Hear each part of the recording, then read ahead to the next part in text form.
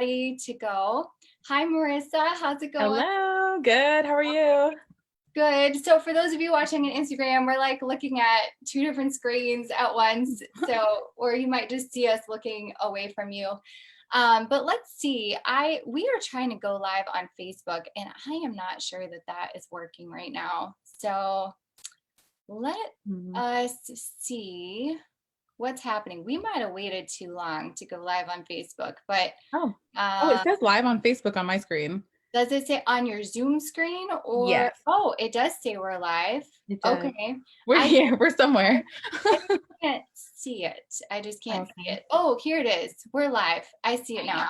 So, All right. also, if you're on Instagram, let me know if the sound is working okay because I have sound coming out of my computer for our Facebook, and I'm on silent with Instagram. So just like a thumbs up or something if you can Yes, if hear you and can it's not hear us like a weird okay. overlap or something. So Yes, yes. So I'm Heather Weber, pastor of City Church, and just for those of you joining us, Marissa Price, fellow City Churcher and fellow minister, is joining us today, and we are oops.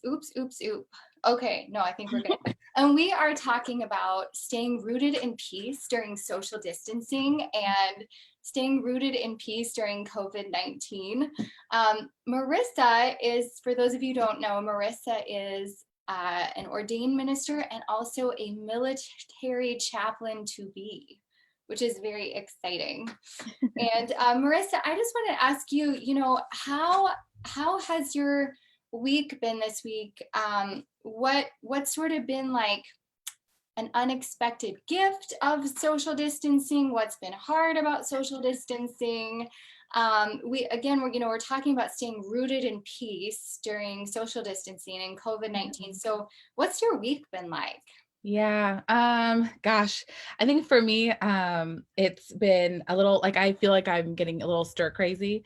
I love that we have technology, so it's definitely helping me to stay engaged with the people. But the other day, I, was with my parents in our dining room and I was like, is this what life is now? Like, what are we doing? And I think for me, not a lot has changed logistically. So my current job is actually working as a virtual assistant. So I'm able to work from home. That wasn't a huge adjustment. However, I have had to make some adjustments when it comes to obviously social interaction. And I usually love to work from a coffee shop if I'm ever able to.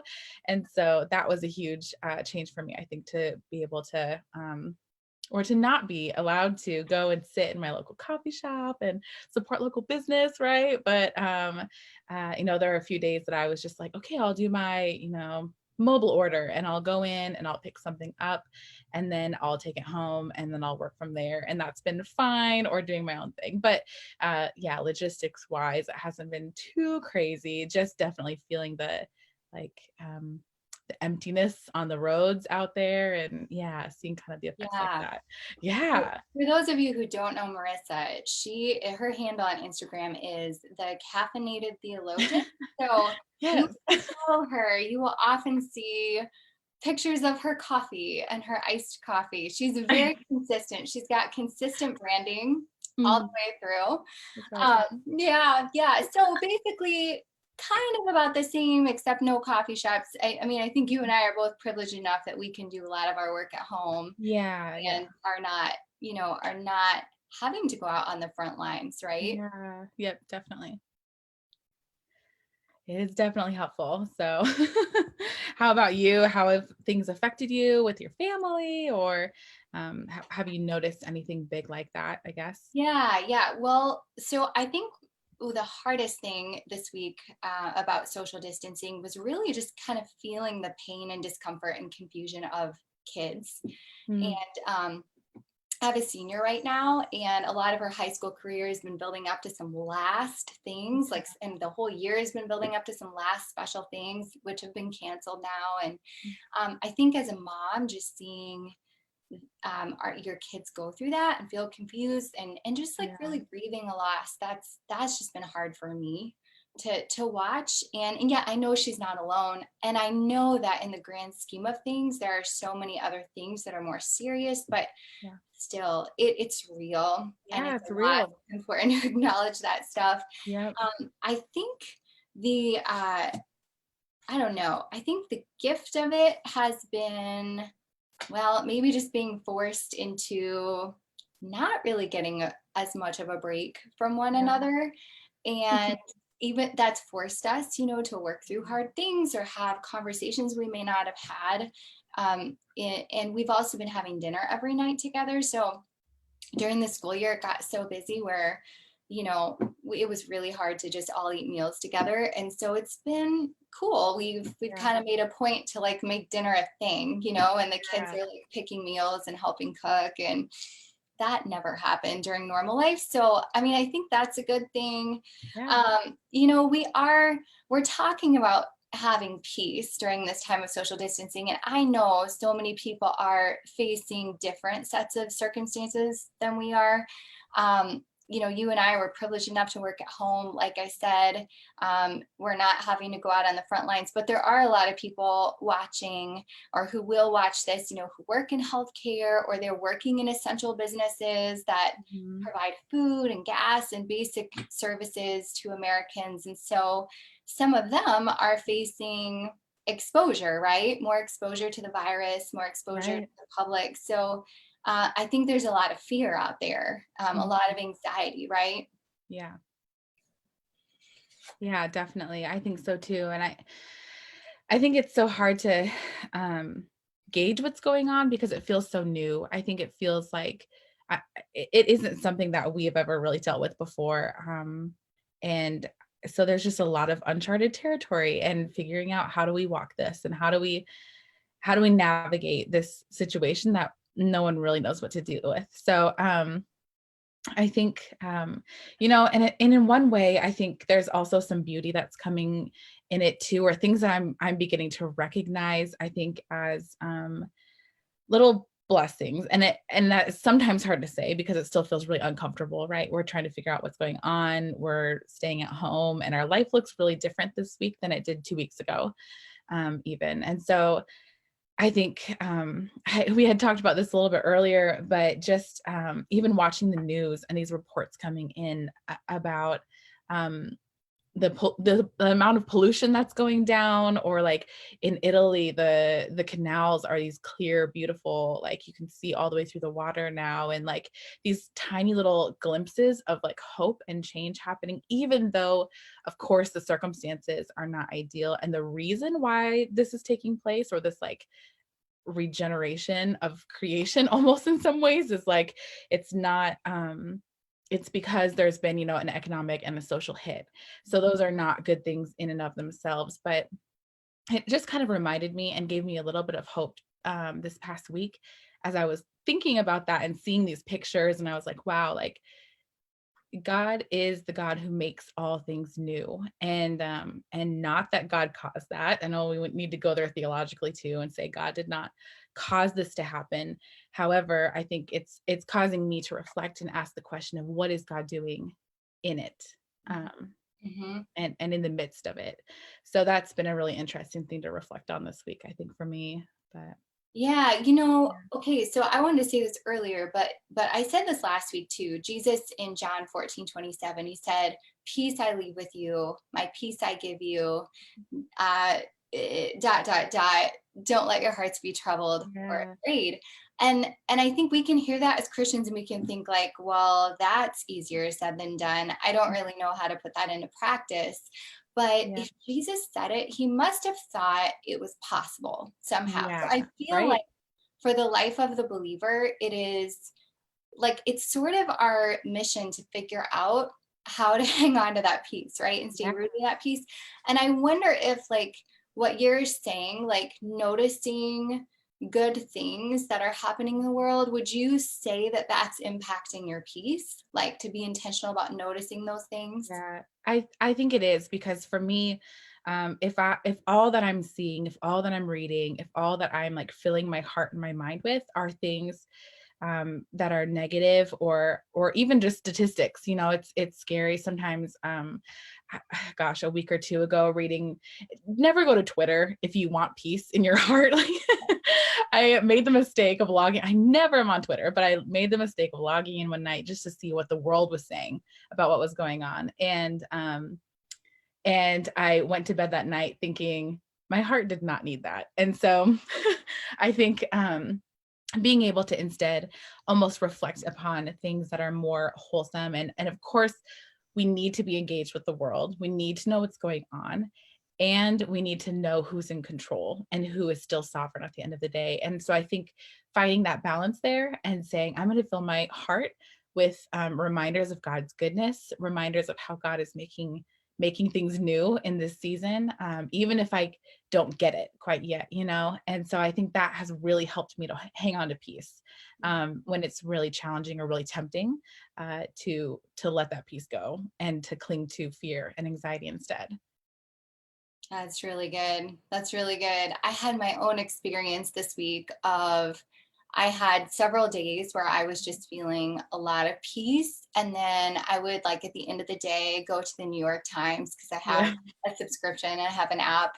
And I would spend like 15 minutes reading like all things coronavirus. And then my heart would be pounding and I'd be laying in bed like, what's gonna Yeah. happen? And Yep. then one day I got up and I usually spend time praying in the morning before I do anything else. But that morning I was like, let's check the New York Times and see what's going on. And I was like, I just filled my mind with such bad news that it Yeah. was hard to even pray with much hope or much faith. Mhm. I heard this today. There's somebody, my friend Karis posted this on Instagram today. It's a quote from N.T. Wright. Okay. And he said, hope and optimism are not the same thing. Mm, Um, and I would say like peace and optimism are not the same thing, right? yeah. You Yep. practice the virtue of hope, and maybe we practice the virtue of peace. I don't know. But he says you practice the virtue of hope through Yeah. worship and prayer while consciously holding the unknown future within the unshakable divine promises. Like, Mm, I feel like we need to unpack that, but like, yeah. um, it's interesting because he talks about how we practice virtues through worship and prayer. And I've Mhm. actually found that prayer and worship have been the places where I return to peace and I find myself more anchored in peace and realizing like, oh, we're like actually being intentional, like we're doing some kind of work. We're like practicing some kind of virtue when we say, we are going to practice hope. We are going to Yeah. practice a state of peace. And so I found that when I was doing that, I was hanging on to hope, and Mhm. I really needed to just guard myself against too much bad news. And Yeah. and I like what you say, like we have to live in reality, right? Mhm. So there's Right. reality of, the number. We're in Iowa, so like daily someone in our family is checking the number of Mhm. cases of Yeah. Yeah. COVID-19. Oh, now it's at 72. Okay. Mhm. And a week ago it was like, 19 or something. Yeah. And so that's real, but like, will we let that number have power over our peace Right. in the midst of that, you Right. know? Yeah. Yeah. That's powerful. Mm, good stuff. Well, yeah. And let's see, I'm trying to think if I had any. Oh, yeah. I wanted to say this too, but here was the other thing, kind of like you were talking about good news and like seeing the Yeah. good things that God is doing in the world. And the other thing for me too that I found really helped me stay rooted in peace was looking for stories of good news. And Mm, so yeah. about a week ago, I heard there were some research groups that were saying we're going to take a week and we're going to start researching the effects of a whole bunch of drugs on Yeah. COVID-19 and just explore them for their antiviral properties. So actually, like for a week, from like a week ago Friday until this Friday, I was praying specifically for medical researchers. Like, Yeah. God, would you give them insight? Like, would you show Yeah. Yeah. Yeah. them? And it was so cool because this past Friday, it was announced that, obviously all these things are in trial and there's Right. like, there's no like for sure like gold standard about how to use these things, but there were positive reports about the antiviral properties of several Yeah. drugs on COVID-19, and Yeah. some stories of patients who turned a corner after they got a dose of one Wow. particular thing or another. And another really cool thing that's coming to the forefront in treatment right now is taking the blood or the antibodies in the blood of patients who have had COVID-19, but they've recovered, and they're walking around with immunity right now. Wow. And so this Yeah. is actually a really old practice, but it's kind of being looked at anew. And they're saying, Yeah. you know what, we could actually help people recover faster by Wow. isolating these antibodies, giving them some antibodies. And then, the other thing I've been praying for this week has been production of basic medical supplies. Like, Yep. there's been a crisis all over the world, like a sort of expectancy that we're going to run out of masks in some Right. places, and already in other places they have run out of masks. And so just Yeah. finding out in the last couple of days, Elon Musk is donating Yeah. 250,000 masks and 1,000 ventilators next Right. week, which is just Crazy. amazing. Yeah. Yeah. So, I mean, focusing on the good news, the good things that are happening in response has really helped me stay rooted in peace. And, Mhm. like you said earlier, Marissa, we don't believe that God caused this COVID-19 epidemic. Yeah. When we look at Jesus in the Gospels, he never gave anyone a virus, like he walked around healing people, Mhm. right? And having compassion on people. And so, like, we're really convinced this is not the story God is trying to write in Yeah. humanity. And Yep. so what story is God trying to write, and what Yeah. can he do in the midst of this brokenness? And you mentioned like healing of nature, like Yeah. one of the outcomes is, some medical breakthrough, like giving Yeah. us wisdom as a human community about how to respond to things like this. Yeah. Yeah. And not only that, I think like one of the most amazing thing that's happening right now is that I'm recognizing the global church as being resilient. And this has been an opportunity, I think, where we're becoming innovative and we're coming up with new ways to do community, new ways to do Sunday morning. And it might look a little bit different, but maybe that's a good thing. It might look a little bit more like real, genuine community. It might look like serving one another and figuring out what the needs are and caring for others when they are anxious or even physically not able to go to the store, or because of lower immunity systems, things like that. And so I think for me, I've just been really seeing this as like, okay, this is our opportunity. Again, not like almost making the best out of a really crappy scenario and situation when there's a lot of bad things happening. However, we serve a God who is innovative and who is creative. And so I think in a lot of ways, this is almost an opportunity for us to just be like, okay, like how does God want the church to respond outside of our four walls in this season, and in a really different way that maybe is even more far reaching than what we've had in the past, you know? Yeah. It's funny. I totally agree with you. And I've heard a lot of people say that this week. Yeah. But I think until this moment, I've kind of been like, some people, have said, I just go to church online, and Yeah. when actual churches are meeting together and taking communion together, I think you do lose something there. Yeah. Yeah. Um, Yeah. but in this situation, I do feel like there's been so much more engagement, like Mhm. you said. And we even, City Church had church this morning, and we had a Zoom gathering. And so Okay. people called in and we could talk and see each other's faces. And it wasn't like a streaming of a service, it was more like participation Yeah. in a It's like a service. gathering. It was like a gathering, and we were Yeah. able to like create these breakout rooms where people could chat for like 5 minutes with 4 or 5 other people. And we Yeah. actually had higher attendance online this week than we've had Yeah. in the last few Sundays. And I think part of that is we had some city churchers who had moved out of state who joined us. Yeah. That was fantastic. And we had, family with young kids who maybe can't always make it in because of their schedule and, the ages of their kids. And so that was really encouraging and exciting, Yeah. people connecting and encouraging each other. Yeah.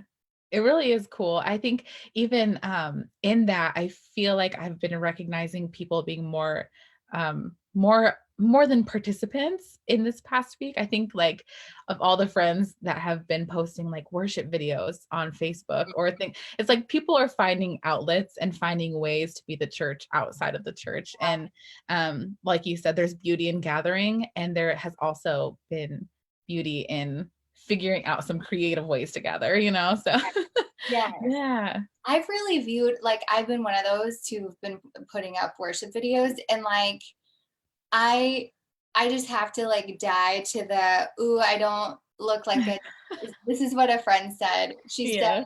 she posted online last night. She said, anybody wash off a full face of makeup after not leaving the house all day, it's because we've all become televangelists, you know? Yeah, yeah. Which is like so weird and horrifying. But Right. You're like, "No, I don't yeah, yeah. But at least it's horrifying when you think about like the stereotype associated Right, with that. exactly.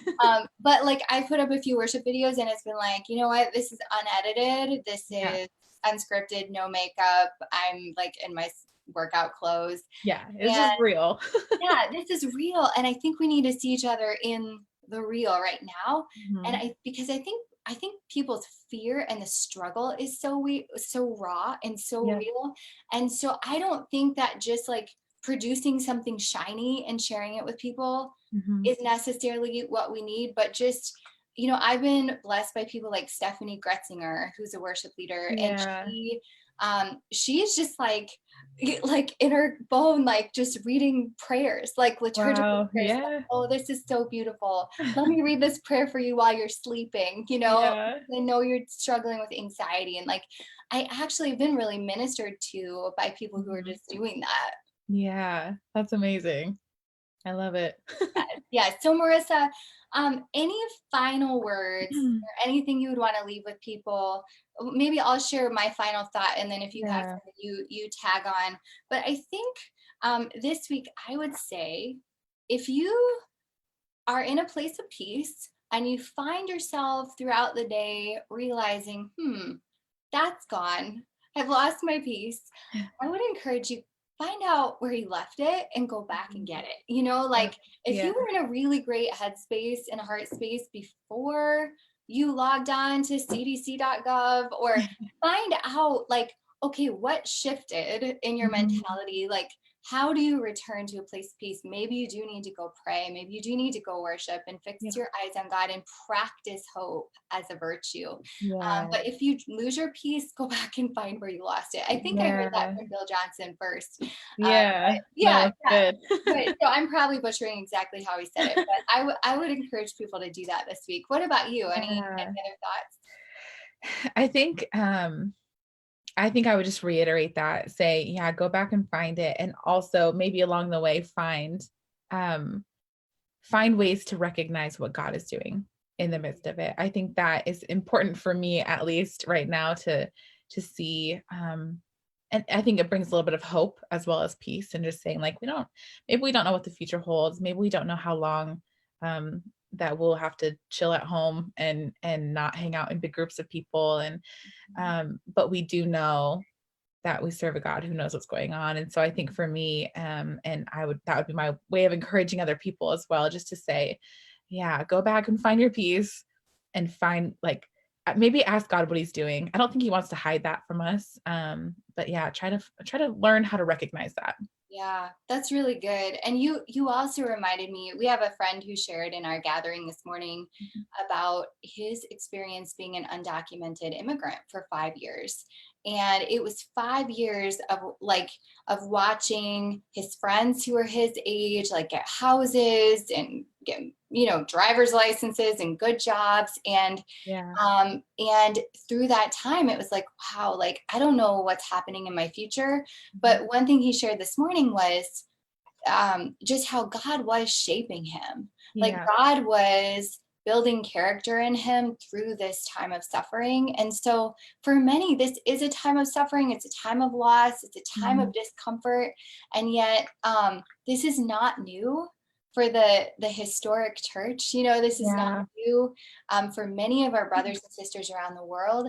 And you know the Apostle Paul wrote about being able to fellowship or be close to Jesus or relate to Jesus because Jesus also suffered. Yeah.